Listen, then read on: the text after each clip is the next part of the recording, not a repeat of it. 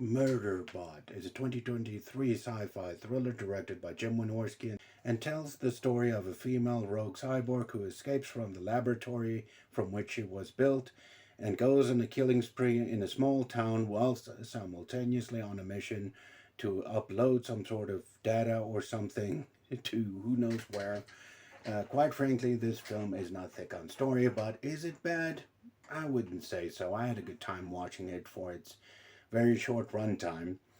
I was kind of confused when I saw how long this movie really was, around about 46 minutes, and this was before I actually saw it.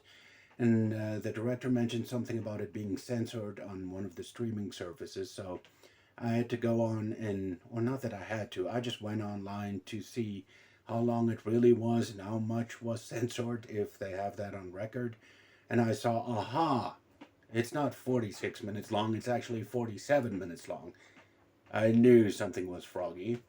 But anyway, I watched it after the director shared a link on Facebook revealing that it's actually available to stream on YouTube, completely uncensored, mind you. And so I checked it out and actually had a good time watching it. I mean, the cast was great.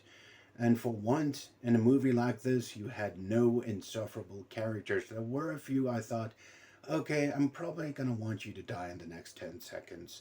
But as it turns out, that particular character, and I'm referring to the character who's preoccupied with the trumpet, I thought he was going to annoy the hell out of me the entire film, because it was mildly annoying at first, but from that point on, he actually turned out to be someone that had an endearing quality because of his love for music, which is why he had the trumpet with him. And rounding out the cast are a few actors I've seen before, most of which I have not seen before.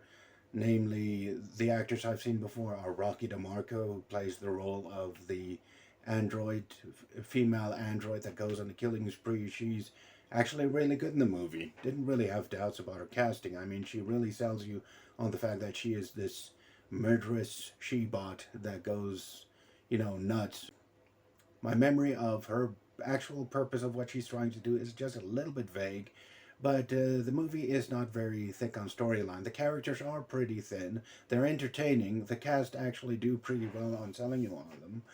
And the other familiar faces I've seen are Ribb Hillies from Piranaconda and Dare Taylor, who has popped up on my Instagram a few times. She seems really sweet. And also, for this being a low-budget movie, it actually has stellar cinematography. I mean, this movie looks great, considering I reckon it was produced for nowhere near $1 million. I really like the use of color they were going for here, but this was also produced by Full Moon Pictures, and oddly enough, they mainly produce a lot of low-budget B-horror and sci-fi movies, and each of them, I'd have to say, despite the fact that they are low-budget, are very good-looking movies all around. I especially like the score for this movie. It was actually a very fun one to listen to all throughout. It reminded me of a lot of retro 80s B movies I used to watch as a kid, and I enjoyed them tremendously. Of course, I drove my friends crazy because they didn't like them because they were all low budget, but I'm always like, but you don't see the charm of low budget movies. Like, no, you're just demented or something along those lines, but I love it. And of course, the big question that usually gets asked about a film like this, how are the kills? What's the carnage candy like? As like, well, it's actually pretty good.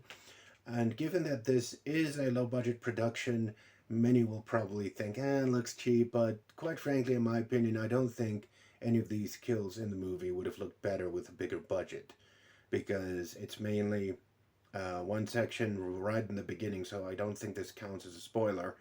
You would have this she-bot basically ramming a person's head into a counter.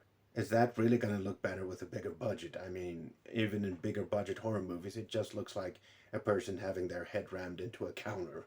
And the only real complaint I can level towards this film is that it left me wanting more when it finished, which is great, but also I wanted to see what happened next. Where do you go from there? Apparently to the end credits. It's like, really, man? You're going to do this to me? You're going to leave me hanging? Are we getting a sequel? Because I did like the movie that much. We should definitely get a sequel. And of course, I mentioned that the movie is completely uncensored on YouTube because for some reason I think it also streams on Tubi or another streaming service. Apparently, on the service specifically, they cut out a few seconds of footage. I think it involves nudity, and I really don't understand why they do that. Of course, somebody would answer and say, well, it's to protect the children. It's like the only people that need to worry about protecting children are their parents. And it's not the filmmaker's fault or the streaming service's fault that their parents can't police what their children watch. And quite frankly, the only scene, as I'm told, I haven't seen the censored version that was cut out, was only a nude scene. And which is weird because Tubi, I heard this about Tubi, this and some other streaming service. Apparently, they like to cut out either the sex or the nudity from the B movies, but they leave it intact in the mainstream films, which I don't get. Why censor it one place but not another, and you want to talk about protecting kids? Or one can possibly imagine what they would do, what the fans would do, if Tubi or the other streaming services went and censored the leg crossing scene from Basic Instinct. I can only imagine how many fans are going to come out. It's like, that moment was iconic and you took it out of the film. That was the reason to see the film. That's basically the opinion they have about a lot of erotic thrillers. I'll give you a hint as to what the actual selling point of those movies really are.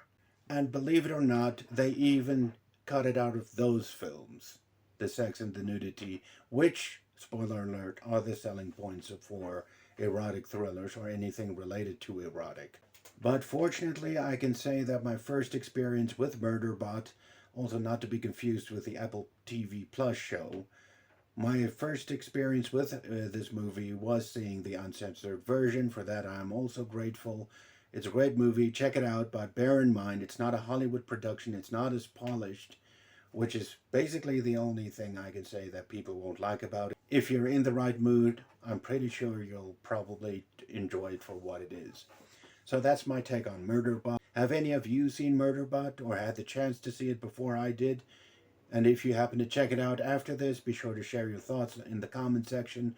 I would really like to read them, and they always generate a good conversation, but keep it mature and keep it friendly. We all have different opinions and tastes, because if we were all the same, then life would be boring. And until the next time, I'll check you guys on the flip side.